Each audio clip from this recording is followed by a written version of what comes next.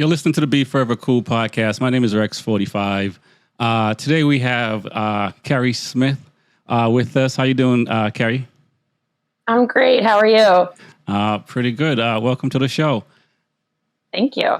It's nice to get you on. We were fortunate to get your husband on earlier this year, and it's interesting because, doing these interviews, you really get to know people versus when you're at the track and stuff like that. And Paul has a fascinating story, so it was a fun interview.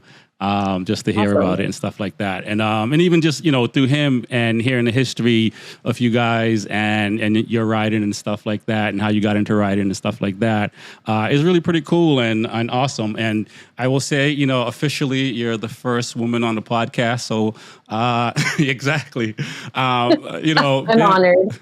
Nice. I appreciate you coming on, and hopefully we'll have more women on for sure, because there's a lot of women in racing and stuff like that. But it's hard to tell when the helmets are on, Yep. So let's dive into it. Let's talk about how you got into riding, how you were introduced to the motorcycle world.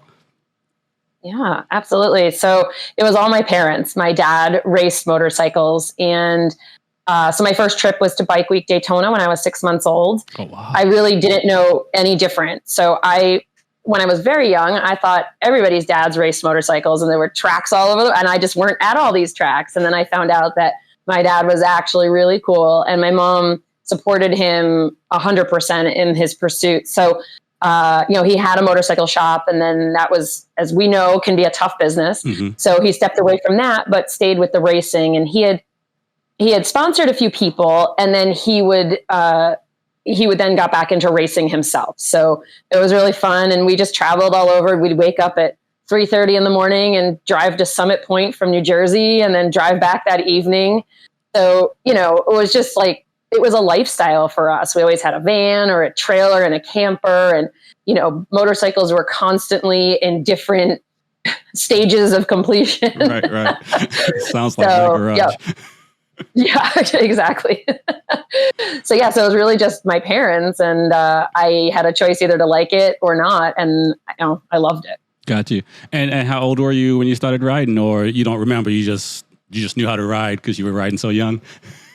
I joke around that my first ride was actually in the womb. My mom was pregnant. My dad had run out of gas at turn 1 in Summit Point, so she jumped on the back of a scooter and took gas out to him. But I think I definitely got a trials bike for Christmas, probably when I was 6 or 7, and I immediately popped the clutch, rode it up a bush, and they figured that probably wasn't the time yet. We also lived in suburban New Jersey, so this was not a lot of places to ride. So I mainly learned to ride in the back area of Summit Point. So if everybody's ever been there, it's all the pit areas within, and it's kind of spread out. So I learned to ride a lot in those back woods areas. My mom had a little Suzuki Trails bike, so I would just take that, and while my dad was racing, I would just ride around and put miles and miles on those little back areas. Wow. And how long did he race for? He raced up until 2005. He actually had a pretty big accident at Loudon in turn 11-ish. And unfortunately, I kind of felt like a crash would probably stop his career, but it was worse than what we had expected. So it was a tough recovery. He was in the hospital for 3 weeks. So he recovered from it mostly. He did have a stroke afterwards, which affected some of it. And so that was a lot of the reason. But at that point, he was in his late 60s or mid 60s. So it was getting time for him. Not, I'm not saying that's older for everybody, but for him, it was getting time. And I could tell his heart wasn't into it as much, but that really forced the issue. So he stopped in 2005. That was June. And then I started in June of 2007. Oh, wow. Okay. I started racing. Yeah. Yes. Okay. Yep. And so when did you get your own bike and stuff like that and started riding before you got to the track? When did that happen, and what was that like? And were you allowed to ride on the streets or just off-road in woods?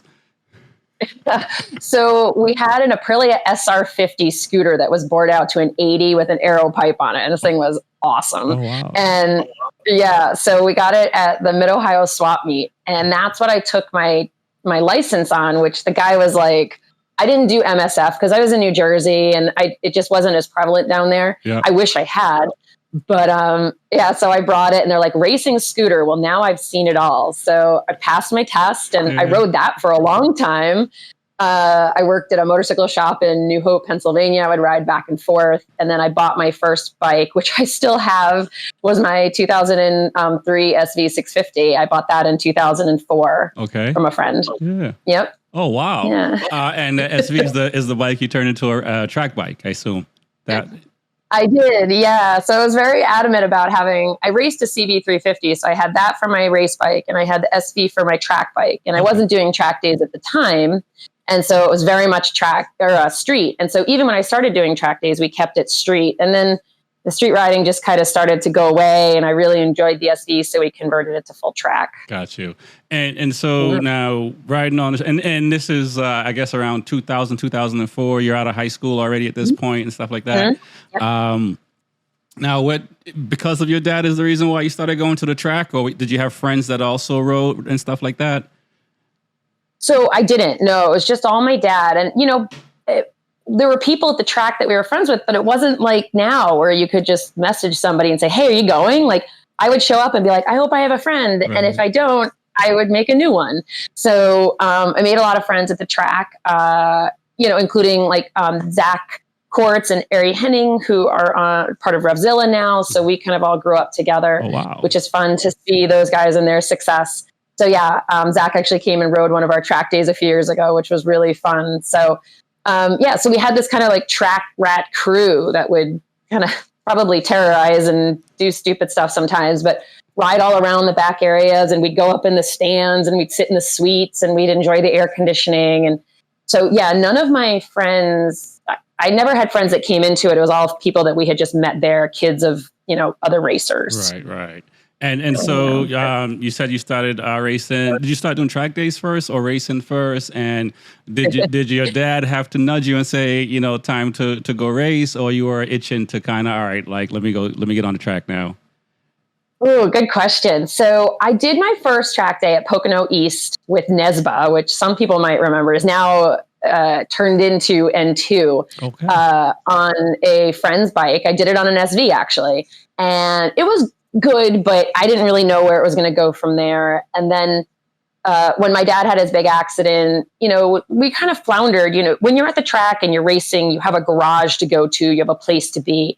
And it wasn't that everybody would have invited us to their garage, but it was very different when you don't have your own place. Right. And so we were doing a vintage road ride called the Moto Giro, and a dear friend named Pete Talbach was riding with me.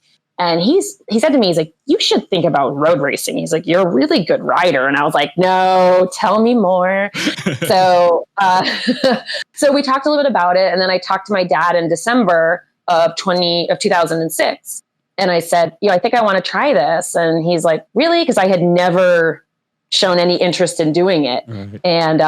And so, yeah, he was like, okay, we talked a little bit about it. And he's like, all right, let me tell your mother.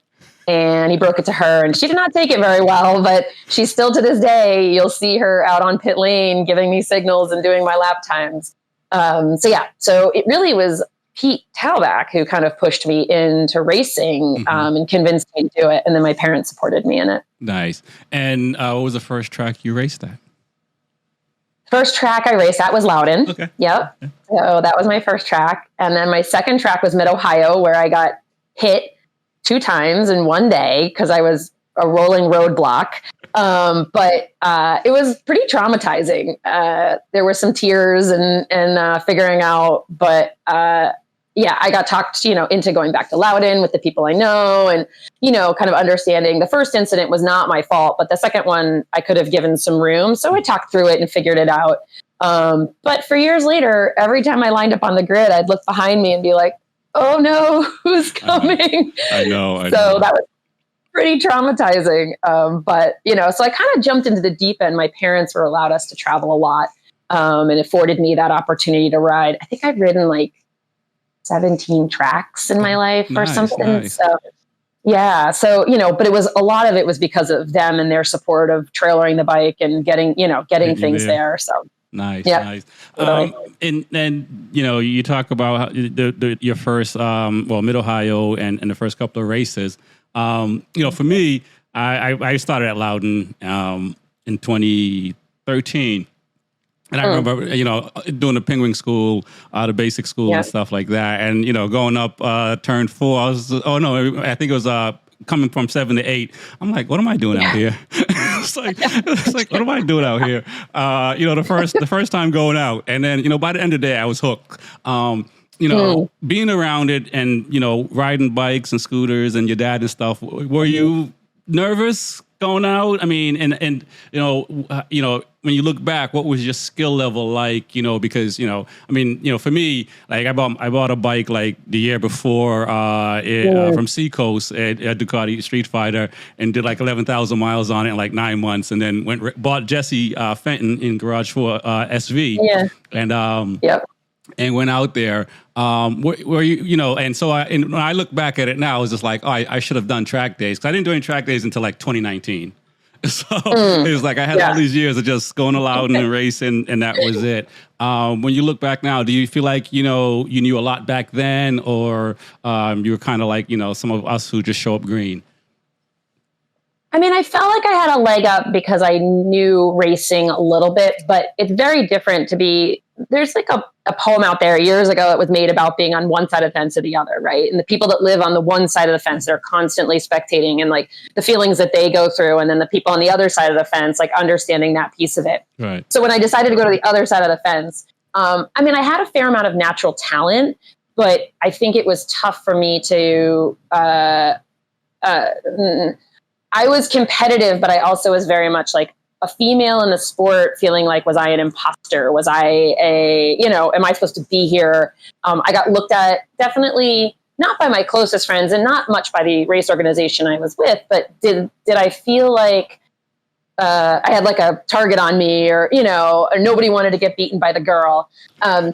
So I do think the first couple of years, and I think I did so well too, and I adopted my father's built Honda CB350. Mm-hmm. And so I feel like I got this bike that was really well set up, although I know many people might say a CB350, but if anybody's seen it or knows it or has ridden it, it's a very well set up motorcycle. It's the only one made like it in the world. So It's very, very specialized. Yeah. So, I had all this experience coming in, but not that much. I had a lot of time at the track, but not a lot of miles. Right. And I think I did pretty well at first, to the point where people wouldn't give me that much feedback. They were just like, yeah, great job. But there were a few people in my life that were like, no, I want you to give it to me straight. Like, tell me how to get faster. And one of them was Paul. Oh, wow. So that was a big difference in our lives. Like, that made a huge step forward. Gotcha. And, getting faster, did you find that was easy? Did you find that you put in, some years in to get fast? Because it took me a while to get quick. And I'm still looking for advice. I got to find me a Paul. Did that, like, did it come? You said you're natural, so was it like real quick? Because I think. Probably, I started going like full time at Loudon in 2015, and I became an amateur from a novice in I think 16. I was one of the people you were beating out there and stuff like that. But did it seem was it happen really fast for you? It didn't, and I think that this is a little bit of I've talked to other females about this. It's like women have a trajectory that's a little slower than men. I feel like, I think we're just naturally risk adverse. And so I sometimes joke around that I probably should be faster than what I am for how long I've been riding on track. But I've also, knock on wood, I have escaped some serious injury. And so I feel like I had this talent. I went out there, but I had to do the work. And I'm also a feel rider, which drives Paul nuts sometimes, but, not as calculated as he can be about riding. So, where are all your brake markers? Where are these things? And so I feel like it is a tough one. I do think that for me personally, my trajectory was like pretty steep at first, and then it kind of leveled off, and it's been pretty steady. This past year, I made some steps forward, but I really put work into it. And so, yeah, I mean, I think that like a lot of people, there's these little like steps and bumps and maybe even down before you go back up. And I don't think that my trajectory was high, but I watched when I was racing vintage, my teammates would go out and like break their collarbone or break their and it's just like, he's like, I watched your videos and I was following your stuff, and I'm like, so yeah. So I've always been blessed with like that natural talent and like getting up there, but it's been, the trajectory's been slow. Wow. Okay. And now the competitive side of you, right? You said, my daughter will disagree with you about, women and men competitive, because she is as competitive as I am.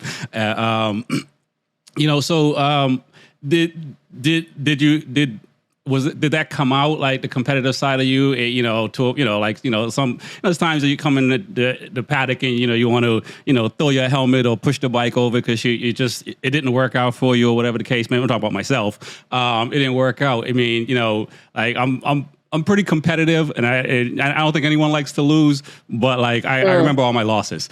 So, so did that, has that been like an even keel, your competitiveness, or did it, over the course of time, all of a sudden you just wanted it? No, I mean, I've always been competitive. So I don't think, and I want to make sure, like, I think women are just as competitive. I just do think that like we learn in a different way. And I think we can be more calculated. And this might be for just women racers. And I don't want to generalize, but this is a conversation I've had with a lot of people. I think it's just kind of part of our DNA. Right. That being said, I am very competitive.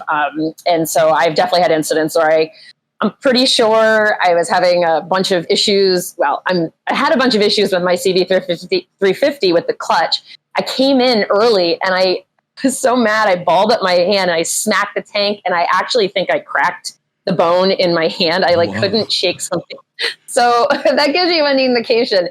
Oh, I am competitive, and the highs are high and the lows are low, and I can get pretty fierce and fiery. And I'm an open book. Like my face will say it all. Right. So I've frightened a few of my teammates, but they also respect me for it. So that's good. You'd mentioned, guys wanting to beat you and stuff like that. What has it been like in the beginning now? And this is a general question ish. But, more talking about women in racing and stuff like that. We see that the WCR is here, and on the world stage now and stuff like that. So let's talk about, I've seen it from a male going to the track and seeing, hearing guys, talk about women and talk to and racing with women and stuff like that. What has your experience been like overall? Being a female in the paddock with, obnoxious guys, for lack of a better word, because I know they're there. I mean, it's been a long time since I've felt really anything. I don't know if it's the longevity or I'm not really sure what it is. But I've been around a long time. So I think that's also kind of proven that I'm sticking with it. I've, committed to the sport. I'm committed to, I've raced, I've had experience. I raced in Phillip Island. So, I mean, it's been a career. Yeah. So, I mean, it's been a thing that like, I feel like I haven't felt in years, but I do feel like sometimes there is that, what we call like the ponytail effect. I used to feel it in track days sometimes where guys would want to get by me or not want to get passed by me. But that literally, it hasn't been for a while since I felt that. When I would travel to different organizations years ago, ARMA had this thing where you had to go and race and they still do this now, but you raced, to race Barber, you would have to race a couple different other races. And that was hard for us because our closest racetracks are far from New England. Oh, yeah. And there was one little like caveat that if you raced internationally, you would be able to get in. So we went to Canada to go race. And it was a loophole and it made it work. But we went to this now defunct track called Autodrome St. Eustache because it was like the only race we could still make it to. And I went out and I had a bike issue and I'd never been on the track. And this guy comes in and tells my parents that I should probably wear an orange vest. And so there's been some of that stuff over that's, but that was, I mean, geez, that was long time ago. So it's been a while, but I do think, there's still people out there that might not necessarily accept women as much, but I haven't met them in a long time, and especially not in New England. I think there's enough women now that, we've proven our point. We're there. We're competitive. We're, serious about what we're doing. Yeah, that'll be the second part. I mean, there are a lot more women racing today. I mean, I have a short, shelf life when it comes to motorcycle racing, just following it from 2012. But even from then till now, I think I've been to like 16 different tracks and stuff like that. We definitely see a lot more women in it. Are you surprised by that? You've been in it now, I guess like almost 20 years. Are you surprised at the amount of women that are in the sport now? And, when you look at Motor America, at Kayla and some of the other classes, how do you feel about that? I mean, I have nothing but respect and enjoyment about seeing all the women out there riding. I have made some of the closest friends I'll ever make through riding motorcycles, because that track riding mentality is so different and not many people experience it. So, when I go somewhere and I see women riders and I see, women being out there being competitive and having fun. I mean, that's a big piece of it, right? Too, is like not just the competition. Like you want to make sure nobody is making money in this, really. So I think it's great. And I love seeing Kayla out there working hard and, bringing attention to it and all that they're doing with Build Train Race and, with the women's championship on the world stage. I think it's really showing that women ridership are a huge demographic. I mean, they're adding more to the sport than we had realized, I think, for a long time. And the motorcycle community is finally coming around to that. Yeah, I completely agree with it. I definitely I enjoyed the WCR this year, and I'm glad it's there. And it's one of those things when I looked at it, because I when I thought about the riders from the U.S. that were there, they're like veterans essentially, which it makes sense because it's the first year, and they've kind of paved the way for the young riders. But do you think a lot of young female riders are going to start looking to go to the WCR stage or the world stage? I sure hope so. I mean, I hope that this is just an avenue to have more women overall involved. I mean, what I love about, Kayla is, and I'm not saying that others haven't done this, but like Kayla is there for the riding, period. Like she is there to ride and beat as many people as she can. And, and that includes sponsorships and things like that. But she is serious business about what she does. And I think, women in the past have had to use other avenues to bring attention to it, which is great because they did, right? Like, so you think about Shalina Marita, who would do she did the makeup commercials, but she did them while she was riding her motorcycle. Like, that's amazing. That brought, women to be like, whoa, who is it? And I met her and she was so sweet. And so I think, we've evolved to the fact that Kayla can just be a rider now. Like, she doesn't have to be all these other things. And I love that we're getting to that point. I mean, it's not that I don't support women that want to do all of that as well. But Kayla can make it work with what she's doing, and that's awesome. Right. Yeah. And I think it's great to see as well, as far as even like they gave her a ride without, there was no, if people were talking about it, I didn't see like saying she's a woman and stuff like that. It just, she had the skill set and they put her on a Ducati and she's been amazing. I mean, she was amazing in other classes too. But this year, she was amazing, which is great to see because, and I tend to see this with older guys that have issues. I was my daughter plays tennis, and she was on a tennis court with her coach, and there was an older guy in his 80s, and he was talking to me and stuff like that, and then one of his buddies called him on the phone, and he had it on speaker, and the amount of things that his buddy was saying about women, and I had to walk away. It was just kind of like, it's one of those things like, so I know older people, 60, 70, 80, whatever, it seems like they're still stuck in a different time. Yep, absolutely. I completely agree. I felt it a little bit at some of the vintage orcs. when I raced with Armo, when I got fast, I was accused of cheating. And so, it's like, but I just can't be fast because I put the work into my racing. So, I think there's this, I agree that there's still this mentality of it, but I do feel such a large wave of the support for women in it. Yeah. And coming from all walks of life. I mean, if you were to ask anybody at any of our track days, they love the amount of women that are out there, and half of them, are getting passed by our women. So it's great. Oh, definitely great to see. And for, women listening to the show and hearing this, what advice would you give to, females that are trying to get into riding, whether street riding, track riding, or racing? Just do it. Just give it a try. I think everybody's, they're nervous about this, and they're nervous about what their partner might think, or they might, and if those are any barriers, just, if you want to do it, go and do it. I have a woman that I'm a fitness coach on the side, and she, on her 50th birthday, decided to go get her motorcycle license and got licensed. And now she rides all around. And it's just, it's never too late. There's so many resources for not only learning to ride, but then getting on track to ride. So I'm like, Nike summed it up. Just do it. And don't worry about, I think that's the biggest thing I hear from people is I worry, oh, I'm going to get in the way, or, oh, I'm this. Like, don't worry about it. Everybody started somewhere. Every person that you see in our Black group started somewhere. They did not get fast. Trust me. I saw a lot of them before they got fast.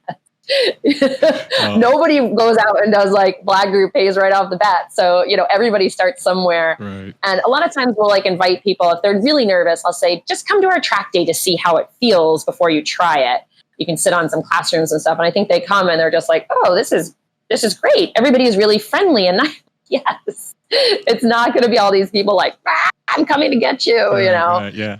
So, but I've had women reach out to me, and I'm always happy to talk to people about getting into riding and what bikes to choose and things. And there's so many options now. I've loved watching. When I first started doing track days, an SV was considered a small bike. Right. And it really weren't. But now with all these options of 400s, 390s, but that's not just it. I mean, if somebody wants to start on a larger bike, that's okay too. It's just more options for track bikes. Yeah, definitely. I had Louis Ortega from Dainese on, and we were talking about education, and we were talking about women in racing and stuff like that. And he said, one of the biggest problems with women is, when they start listening to guys at the track. So if they don't listen to guys at the track, they're fine. So do you co-sign on that, or? I mean, I'm glad that he said it. But yes, so I used to do personal instruction back when it was, when we weren't running the business, and I hate to say it, but my best learners were my women. Yeah. They would listen, they would take it in, they would do a lot. And I'm not saying everyone, but a lot of my women were really strong listeners, were willing to take it in. And I think at first it was hard because I had that kind of imposter syndrome of being a personal instruction person, taking a guy out, and I needed to get over that. But my women were always my stronger learners. So it's all right. I mean, it's not everyone, but even my husband and I run into that a little bit. I've been around the track a long time, and I've seen a lot of things. And, even as a couple, it's hard sometimes to learn from each other with feedback and things. So, it's a little bit of everything. But I mean, a lot of times people will come up to me and ask questions, and I love when they do. I love when someone's like, hey, do you want to go out and do a session together? I'm like, yes, it's so much fun. Now, I see you have the Smith Cycle Track Day shirt on and a hoodie on. And let's talk about that a little bit, because you're mentioning instruction and stuff like that. So let's put it on the table.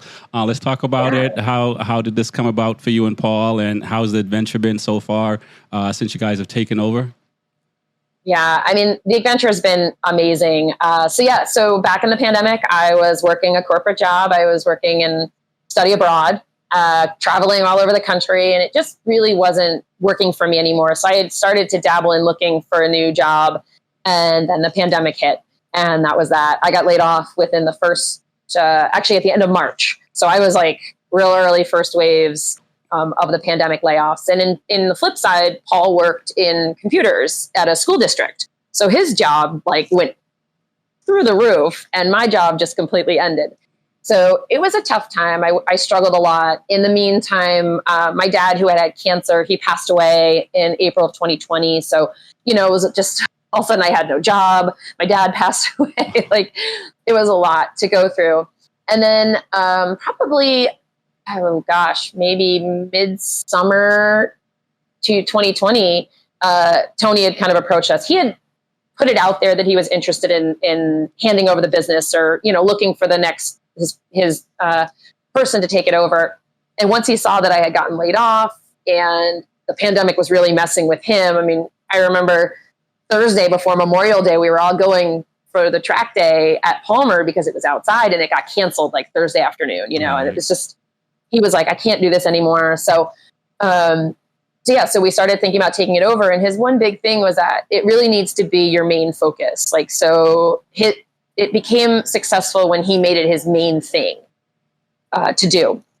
And so Paul and I talked about it, and that's, we ended up taking over. So 2021 was our first full year of running it. Mm-hmm. And it was amazing. It had, it has its challenges, but everything, all the good outweighs that. So the first year we had a lot of learnings. Working with your husband is, well, actually, so fun fact,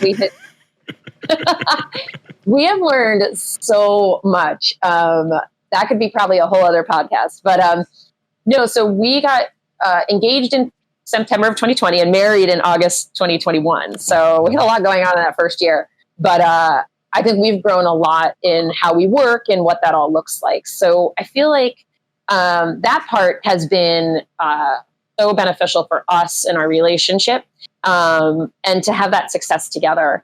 And so we ran the business for 3 years as Tony's Track Days because it was easy. Mm-hmm. And we kind of rebranded a little bit to ourselves. And then last year, it just became clear. A lot of people were asking us, like, what are you going to do? Some people were asking us, is there a Tony? Because they had never met him. He had stopped coming to a lot of track days. I'm like, oh, there's a Tony, and you'll know when he's here. He's got big personality and big hat and whatever. But yeah, so we went and asked a few designers, and we ended up with the man who runs the USCRA. He doesn't own it, but he runs it. Doug Donnellan has a creative business, and we sat down with him. And so when we talked about all the options of what you would name a business, we came down with Cyclesmith, just, because when you're a smith, it's the art of something, it's creating something. It was my dad's business name. So I think there was a lot to play on that. And then we went into design mode, and I just remember on January 1st, when we hit the send button on it, I was like, oh my God, what are we doing? And, but it's been incredible, the response of it, especially when people find out the history of the name and everything has been awesome. So yeah. And going back to what it is, we love this. I mean, we're so lucky that Tony chose us to take this over. The hardest part of this job is when my friends get injured and my customers get injured. That's really something that I'm working on as an owner. Right. And it's prevalent in this, but we've seen, with airbag technology and things, and we're doing everything we can as a business. We actually record every crash. We want to make sure that there's if there's any, what's happening today. We look back and there's 4 cold tire crashes in turn 2, and it's 2 of them were on the out lap. So just kind of educating our customers as much as we can to try to avoid them going down. But yeah, and then I think with Cyclesmith, we just say for a lot of people, some people come for the riding and stay for our culture, and some people come for our culture and stay for our riding. So I really think that's a lot of what it is. Nice. What's a weekend like for a track day? I guess you can do it in 2 parts, as a rider going to the track, and we can talk about, as the organizer of the track day or track weekend. What I love about track day, so as a rider, I think the coolest thing about people pulling in on, let's say it's a Friday through a Sunday, or Saturday and Sunday, the brigade of vehicles that come in, from RVs and trailers to pickups with a bike in the back to, with an easy up. I mean, there's everything in between. I think people, when they come, they think there's always going to be either all these RVs or, it might not be that. I think people are always surprised at kind of the vast majority of tents and up from there. Yeah. And when you get there, typically we don't have tech till the next morning. So a lot of people just hang out. And then, the next morning tech opens at 7. And then we have a riders meeting at 8. So with tech, you just bring your bike and your helmet. We're going to go over and make sure, you've got enough life on your brake pad, your tires look good, your chain, and then everything else, just making sure things aren't hanging off. And then riders meeting at 8. And new riders will come to our riders meeting, and then they go to a separate classroom to talk about what their day will look like, and kind of intro to the track. So we really pride ourselves in our new rider program and making people feel as comfortable as possible. I talked to somebody last year and I was like, how's your first day going? And they're like, it's great. I am so humbled. I think some people come in with, a little bit of an ego, and then they watch the black group go out, and it's, kind of brings them back down, which is great. It all means like we all have lots to learn. And then we ride throughout the day. We take a break for lunch, either between 12 and 1 or 1 and 2, depending on if they look like there's weather coming. We'll adjust lunch earlier so that we can try to avoid the weather, things like that. And then at 5 o'clock, we'll close up. We have 15-minute sessions. So we run 4 groups. Our beginner group, we have like a slower intermediate, a faster intermediate, and then our fastest group. And then at 5 o'clock, my dog gets very excited because it's track walk time. And so we do a track walk at 5:15, of which she'll lead you around and jump around. And we'll send a staffer out, though, to talk about lines and answer questions. And, a lot of times it might be the first time that they've ever walked the track. And so we tell them to bring water, especially at Palmer, because it's up. You keep going up and then back down.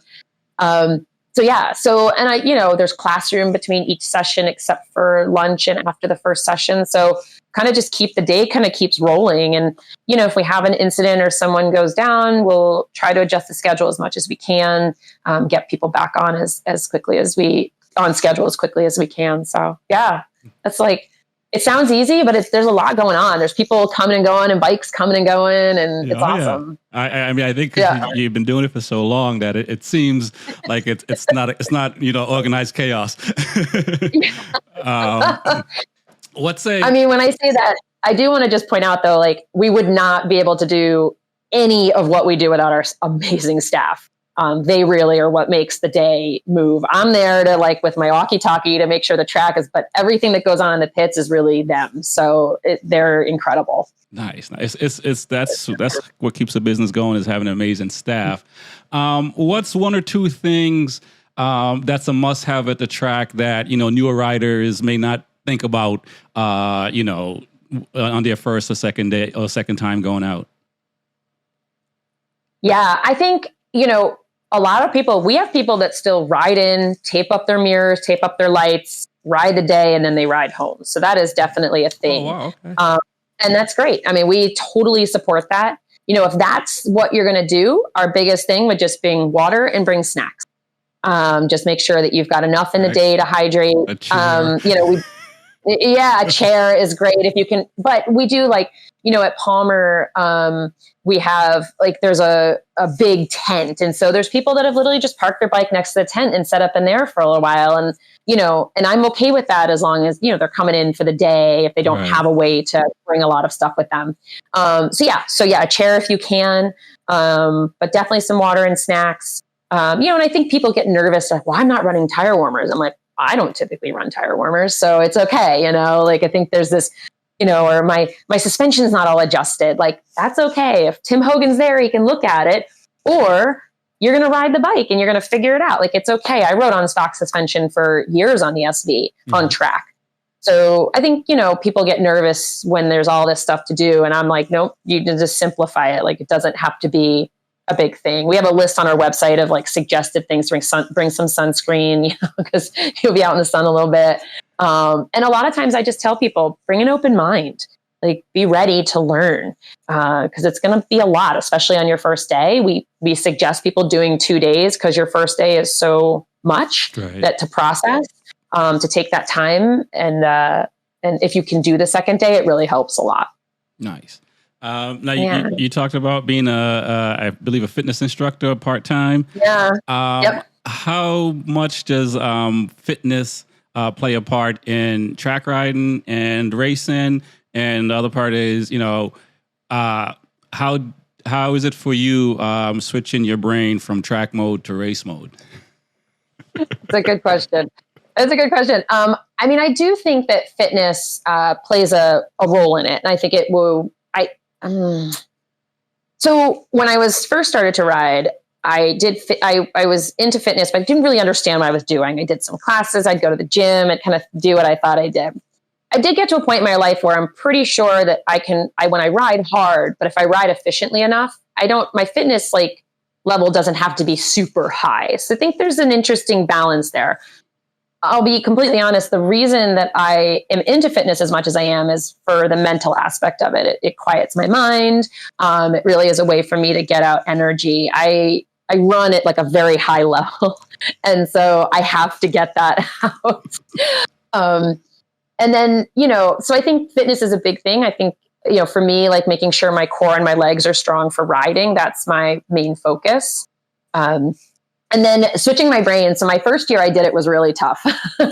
It was hard. But this year I drew some boundaries on my time. And that really, I think, helped me be a better fitness coach and also helped me be better in the business for myself. And so, with Orange Theory, I'm on mic for an hour telling people what to do, which I love.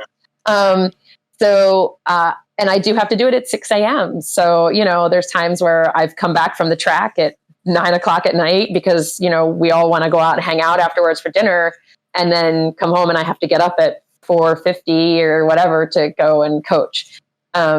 But I do love it a lot and I wouldn't keep doing it if I didn't. And if it affected the business or I thought it took away from Cyclesmith, that would be a different situation. But I don't believe it does. If anything, I think they've complemented each other because I'm helping people in their fitness routines. I'm helping people with their riding. And I think for me, the mental coaching aspect of it is really important. And managing that time so you're not burning the candles at both ends, as they say.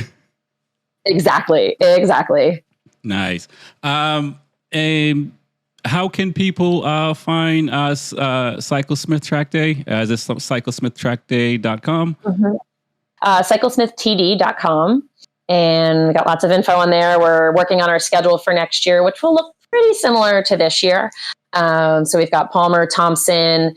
We're going to go back up to Tamworth. So stay tuned on that, Club Motorsports. And then we're hoping to add NC Bike in at the end as well, because that's just a really fun end of the season road trip. So, gotcha. Yeah. And how many rounds is that for the year? Good question. So we run, we have a couple 3-day events. We have a couple 2-day events. So I think there's 18 to 19 days in total. And then most of them are 2-day and we have a few 3-day mixed in there. So, yeah. Nice. Now I see you have the Aprilia in the back there. Is that your new baby? How do you like it? How's it been for you on track? Yeah, it's definitely my new baby. We saw it at COTA a year and a half ago, and I literally turned and texted Adam Kells from Seacoast, and I was like, "Are you getting a Trofeo?" And he was like, "Well, Paul has Seacoast bucks you can put towards it," which was like $6, so it wasn't much. But so they did get one, and we put our name on it. There was this big thing about, do you buy a built race bike or do you build a race bike? And that's a big question. One thing I like about the Build Train Race is that they do somewhat build out that bike, right? They put the specifications on it. And so it was a question that we talked to a few people about, and we decided to end up buying the Trofeo, which is the race prepped bike from Italy. So they imported about 20 of them last year. I did not ever think about the fact of riding a brand new track bike on the track. Like, what? That is crazy. This bike has 2 miles on it. Like, right. What am I thinking? Like, please, somebody knock it over. So it was kind of a tough year last year, but now that I've come to terms with it, it's a weapon of a bike. It is kind of incredible. It'll go almost anywhere you want it to go.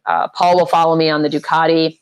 And he, if he turns in where I turn in, he'll run off the track. He has to turn in earlier because they really did a great job with the geometry on this bike, the responsiveness to it. It gives me so much confidence in it. But, the big question is I bought my SV in 2004 for $4,000, right? And built it up. The 660 is not that. It's definitely, you've got to put the money into it to make it a really track capable bike. That being said, you can buy it off the showroom floor and ride it on the track. I don't think that that's necessarily a big issue. But if you're looking to track prep it, there's some money involved. Right. But I love it, and friends of ours have had them and had test ridden that, like, had known, and they kind of got some of the quirks out in the first couple of years. And so I absolutely love this motorcycle. When I talked about going back racing this year with Nemmer, Paul was like, well, you're going to take the SV. And I'm like, why would I do that? It's like, I mean, I love my SV, but that's like bringing a knife to a gunfight. Like, and if I have the gun, why wouldn't I bring it? So, so it's been an amazing bike, and it's really helped me progress as a rider as well. Nice. And have you had a chance to ride a regular SV built up to see the difference, or any of your friends to kind of point out, like, because it seems like between Seacoast and I think it's HBSK, they build them out and stuff like that, and their package is around $24,000, somewhere around there, fully done. Have you had a chance to run against any of those other non-Trofeo RS660s?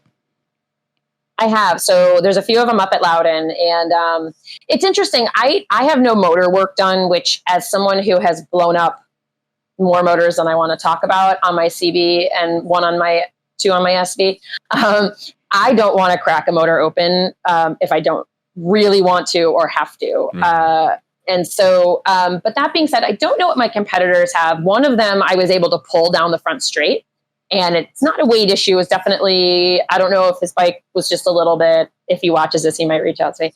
And then there was another one that I couldn't pull on. So I think that, and most built bikes have actually better setup suspension than I do. So I have the Andriani in the front, and I have like the second level Öhlins on the rear. I ran the Adrianis on the SV, so I was, I'm comfortable with them, but they might eventually give me some limitations. I unfortunately still am a rider where it's, I think I'm a field rider. I'm like, it's kind of doing this, So I can't talk like Paul does. I'm like, he tries to understand what I'm saying. So, but I've been working on the suspension a little bit. So I don't think there's a huge advantage to the one that I have. And one of the disadvantages is it has all Spider stuff on it. So like my triple clamp, like all that stuff is all Spider rear set. So, if I crash at the track, it's not like I'm going around. Everybody's got Woodcraft stuff for me, but no one's got Spider. So we'll eventually change that over as well. So there's benefits, and there's also a bit of a drawback. But there's a fun thing about riding a track prep bike from Italy too. So yeah. I hope to do it one day. I definitely hope to do it one day. Now, how, when you're racing and I think you took some time off from racing because you said you went back to racing this year. Was it easy for you to get back into I mean, you're doing the track days that I assume that probably made a little, at least, seat time comfortable. But did it feel as like you just left yesterday? It's a good question. I have trouble at track days focusing on my riding. If the day's going smoothly, then I can go. If the day's got some hiccups in it, it takes my mind away from it. So what I found that I need to go and ride. So Club had one of the members up at Club had invited us, up there to ride a few times, and that's been incredible. And so I felt like going back to Loudon, I was really nervous because I've been ridden all this. I have all these miles, and it's like, what am I going to do? My fastest lap time on the SV was a 21.5, and I did that my first race weekend back in like 18 or 19, and I never touched it again. So, it was like a little bit like, okay, what am I going to do? Everybody's like, I can't believe you're amateur. And I was like, I was running amateur times. Like and then I went out in my first race weekend. I think I did an 18.4 on the Trofeo. So, I had not ridden it at Loudon, so getting used to the bumps and, that was challenging. But it was the confidence I had in the motorcycle and just how many laps I had done there kind of came together quickly. So I ended the year, I did 2 rounds. I ended the year with an 18.2 as my fastest, and I'm pretty happy with that. So, so yeah, it was like putting on an old shoe, but I didn't tell a lot of people. I didn't want to make like I just wanted to kind of come back and ride. And that being said, it's so much support from everyone to be back out there doing it. And it felt really good to do it. Nice. No, I met your mom. Met your mom, I think before the pandemic. I was riding by where she camps out and stuff like that. And we were just chopping up. My daughter was there.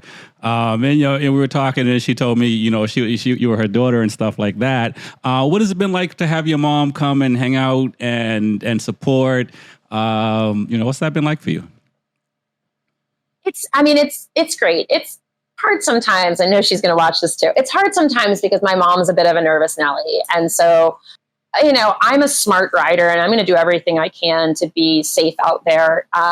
She just gets really nervous, and I need to make sure that she doesn't like project that onto us. I could try to tell her that everything's great.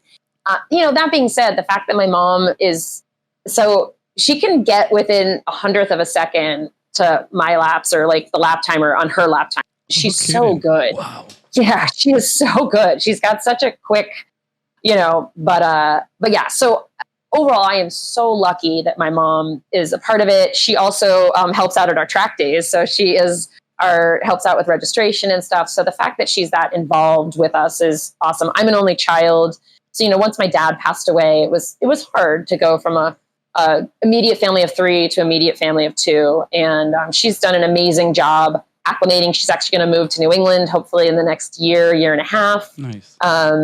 And so, so her plan is to come to the track as long as she can. And we really appreciate she, brings us dinner sometimes, and we all go out and have fun. And so, I feel lucky to have had it be such a big part of our lives. And, when I looked at a partner, I wanted them to ride motorcycles and I wanted them to be fast, but it was more important for my partner to want to do things with me. My parents did a lot together. And so like when Paul was racing, like I am going to the track and that needs to be okay. And so, we find out like we leave a lot of stuff away from the track. Like there's no heavy discussions at the track. There's no like, if something's going on with us, it needs to stay at home and, that kind of stuff. So, when you've got your family involved, I think it's amazing, but it also can pose its challenges both with your partner or my mom. She's seen a lot at the track, so I have to keep that in mind as well. I mean, with my dad and his accident. And so I think she's a pretty strong woman. She'll kill me for saying this. She's going to be 80 in January and she's still kicking and doing great and driving her RV up with her cat to the track. So, I love it. Yeah. So I'm a lucky girl. Yeah, definitely. And wow. Yeah.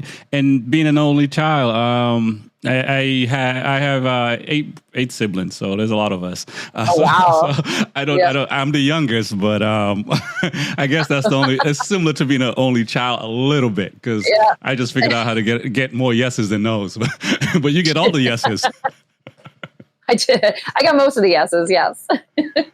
So what was that like growing up? Dad into motorcycles and stuff like that, and being an only child. What was your childhood like? I mean, I think it was, it's that moment like where I wouldn't have changed a thing. It was tough sometimes because, my friends are all at home because my friends didn't travel as much as we did, which sounds so bratty to say, but we were here, we were there, we're driving to Wisconsin to Elkhart Lake, we're driving to Ohio. And sometimes I just wanted to stay home and go to the pool and with my friends. So, but, in retrospect, I wouldn't change a thing. I mean, it wasn't my mom's necessarily her choice to only have one child. And so I keep that in mind. And then growing up with my racing, I think I became the son that my dad didn't have. And we kind of bonded over the racing a lot. And that was a big piece for us. My dad had a kind of a rough childhood. And so he didn't really relate to me being like kid sometimes. And he did great. I mean, he was amazing, but I think, it was tough sometimes when I did kid stupid stuff, like went through the security barrier at London Heathrow and then couldn't come back through. And, so I think with my racing, it really brought us close together. And then, when you lose one of those immediate units and you only have 3 people, it's been great. Paul's really stepped up and helped us a lot. As a family and with my mom and trying to go through a lot of my dad's stuff and his lots of motorcycles. So I wouldn't change a thing. And I think it allowed me to do a lot of what I was able to do, especially with racing. Wow. And it doesn't sound like you're going to be in one place for too long. I mean, I was going to ask, like, what's vacation like? Are you at Cancun on the beach or are you at a racetrack? That's a good question. I do like the beach for a couple of days. Our next trip is actually to the Colin Edwards boot camp. Cool. So we're flying out, a month from today. This will be my 4th time there. We're going with a bunch of our staff and then a few other people as well. So that's going to be really awesome. And then in January, we're going to do the Separano Endurance Classic with Billy Sane and my husband, and then potentially Sam Faz. There's a couple of other people that'll be going. That is a really cool event where we are, you ride Saturday morning in one direction for 3 hours. Saturday afternoon in the other direction for 3 hours, and then Sunday you ride for 5 hours. And you can do 1, 2, or all 3. We did it last year and it was awesome. We did it on Billy Sane's Ninja 4RR, which is an amazing motorcycle. Yeah. We had some gearbox issues, but so that's it. And then we're going to go to COTA again at the end of March to go watch MotoGP. So that's sounds like right now what it's going to be. We'll take a little trip after the Jennings and we'll probably hit the beach for a few days and then head home. Nice. And you guys, I assume, keeping up with MotoGP. And what are your thoughts on the on the last round? And overall, do you think Pecco has a chance? I don't. I think Martin has shown some wild card, but I also think with him going to Aprilia next year, like he knows this is it. Like he doesn't have to. I'm a little surprised he actually hounded Pecco as much as he did in the first rounds at Malaysia, because he doesn't have to do that, right. And so, I think Martin's got it in the bag. If he doesn't, then he's he'd blow big time. Yeah. I mean, he would have to crash out and not race the GP. I don't really. Or crash out, remount, and finish in the. Unless, I mean, what was it? Is this right? 2015 or 17? At Rossi had that grid penalty, and maybe something like that. But it would have to be Martin's doing for him to lose this thing. And it would have to be really bad, because if they penalize him for something that was borderline, people would be in arms about there being a factory Ducati back, all that kind of stuff. So if he just puts on his big boy pants and just does his thing like he's been doing, I think it'll be in the bag. So it's been a great season. I mean, I think, with Moto3 and Moto2 being wrapped up with championships, but not MotoGP has been really exciting. It has been very exciting. What are your thoughts on Marquez getting the factory seat over Martin? I am not a big Marquez fan. I can't take away from his riding, and I do give him a lot of credit for his comeback. I mean, he definitely that was a lot for him to come back from what he did. So I'm not going to take any of that away from him. I think it's been so much more fun in the last couple of years to see more people dicing it up and not have it just be the Marquez show. So I'll be curious to see how that works next year with Pecco and him being on the same team.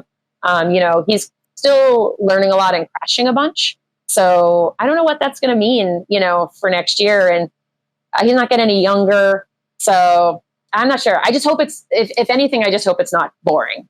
Yeah, I completely agree. Hopefully it won't be. I mean, there's going to be 2 fewer Ducatis on the grid, so that that's going to be a little bit. I'm a big fan of Ducati, so I mean, some other people are probably happy to hear that's going to be 2 less Ducatis on the grid. Yeah, I think for him, Marquez. I think he might struggle next year on a 20. I think Pecco and him will struggle on a 25 bike, but Pecco just has more seat time on a Ducati. So I think Marquez is. I'm not a big fan either, but I recognize his talent. And so if anybody can get up to speed very quickly on a bike, it's probably going to be him.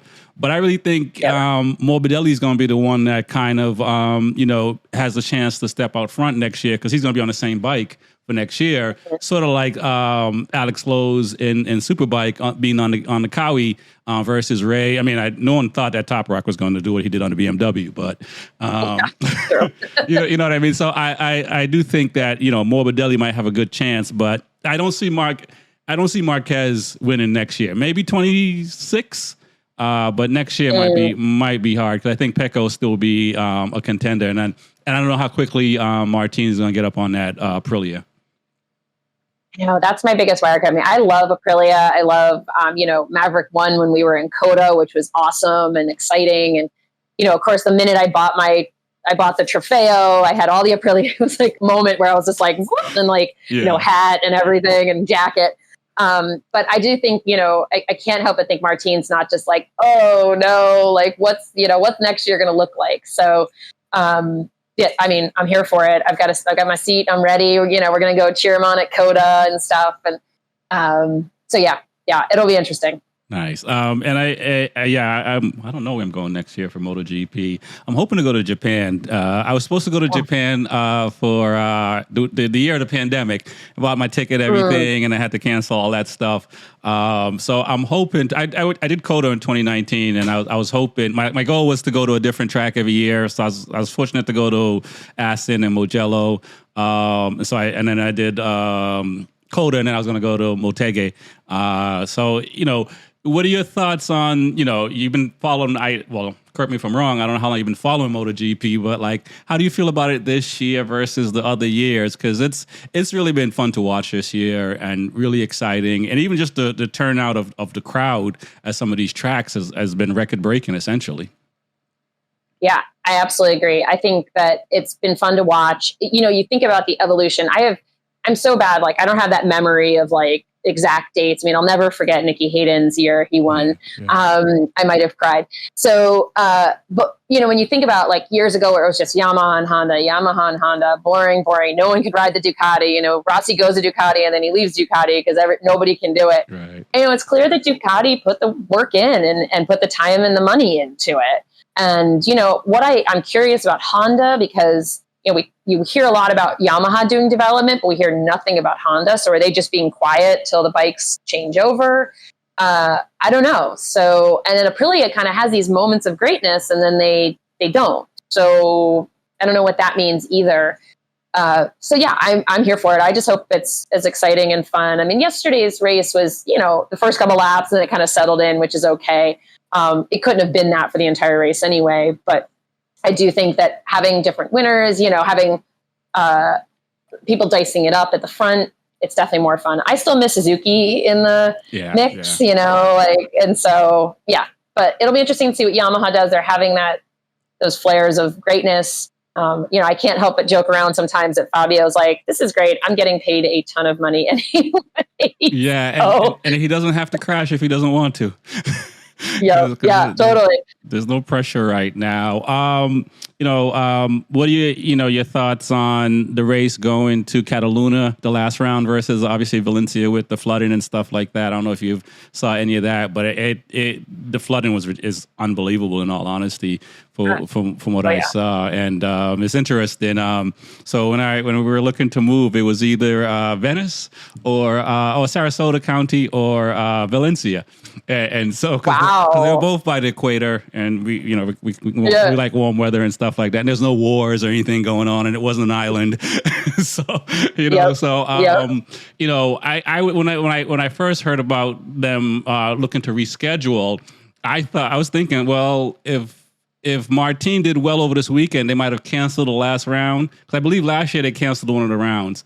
And if Pecco did well, I figured they would has to go to the last round. And it sounds like it's going to Cataluna, which is, it's a track I enjoy. I played on a video game and stuff like that.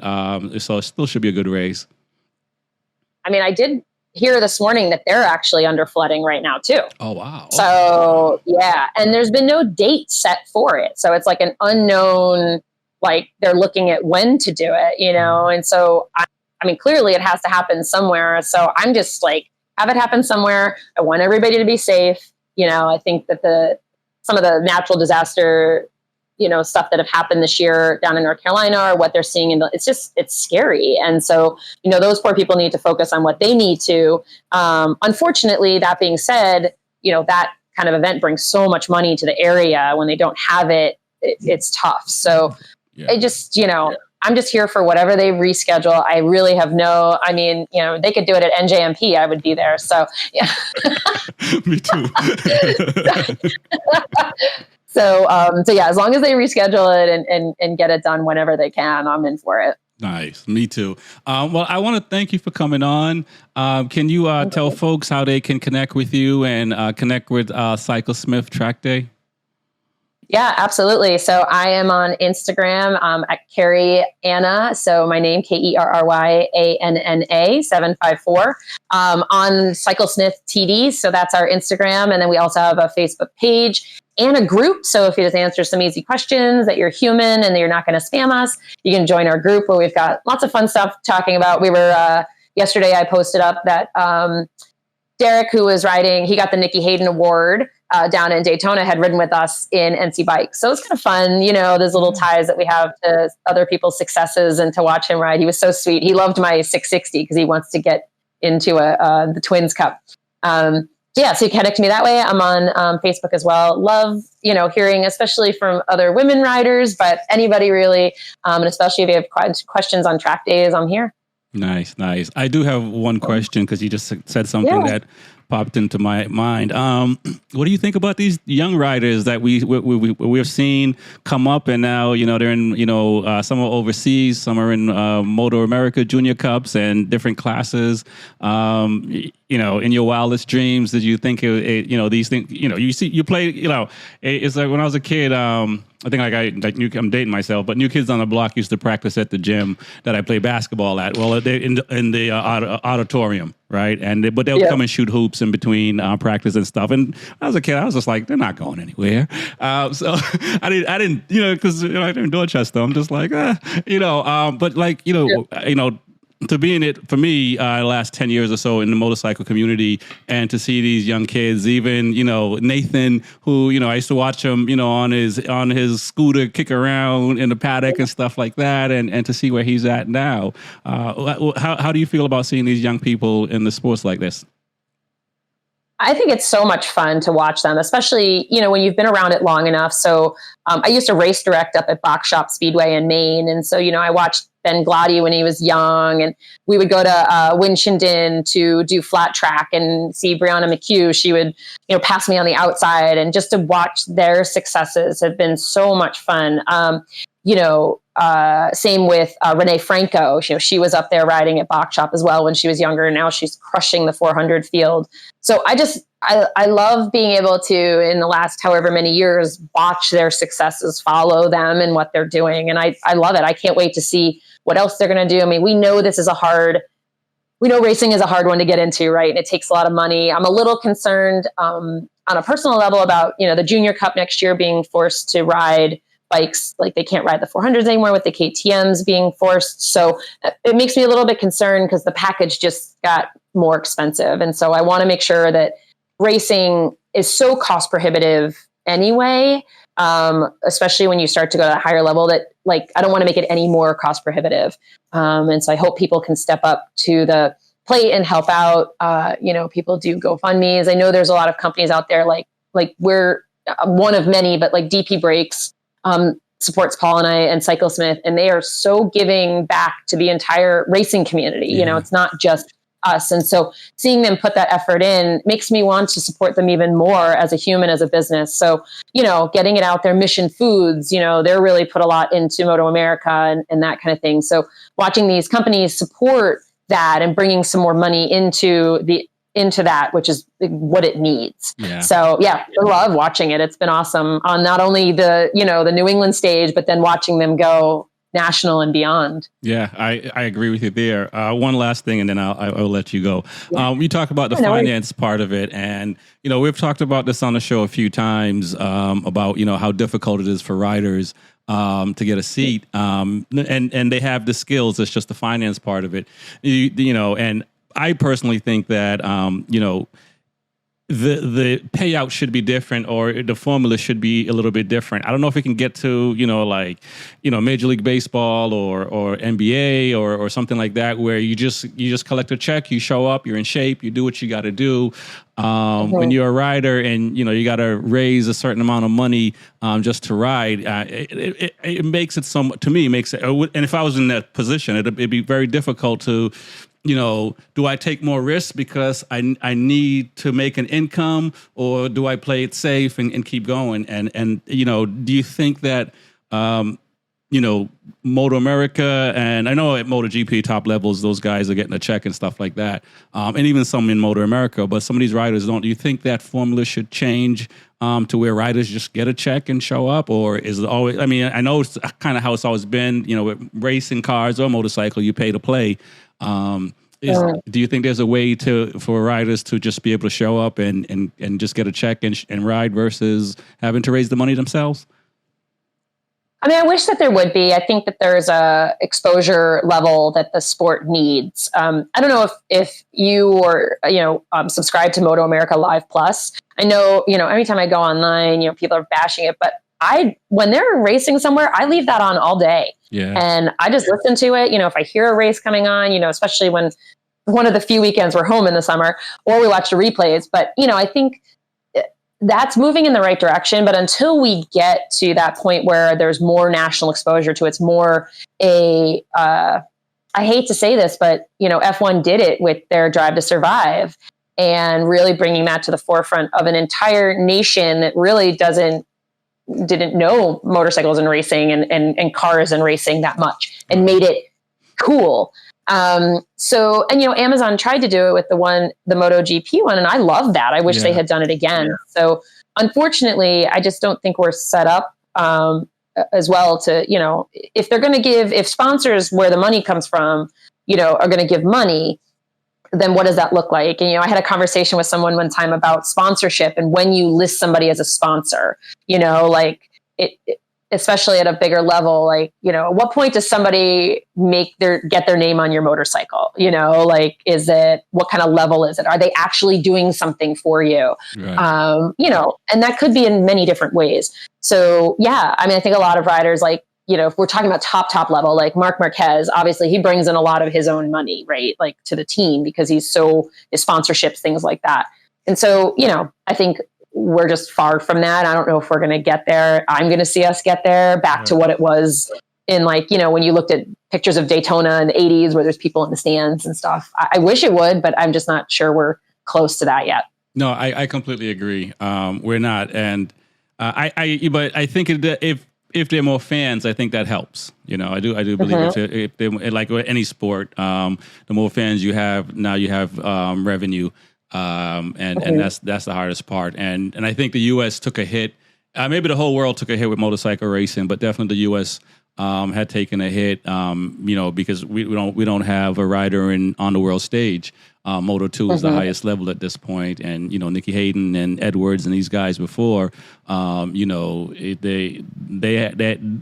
put us on the stage, or helped kept us on the stage. So I hope that I was hoping that Roberts got to GP, and hopefully maybe he'll get there next year or something like that. But the U.S. definitely needs to be on a world stage again. Agree. I know I was bummed about Joe. I think they made a great choice, and there's no question. but yeah, I think there was a bunch of us that were just, bummed to not have someone on the national stage. Look at Jack Miller, for instance. He's hanging on by, and thank gosh he's okay. I know. But he's hanging on. I was sick to my stomach yesterday. We were joking around that he was checking, his chain, make sure that the chain was good on Fabio's bike. It's good, mate. Don't worry. But yeah, him staying in, I can't help but that's not part of a move, because there's this entire country of Australia that's rabid motorcycle fans, and that helps his exposure in there. So if we can get that person in there that's got that personality, hopefully we can make some steps forward. Yeah, definitely. You brought up isn't he such a humble guy? I don't know if you heard his press conference.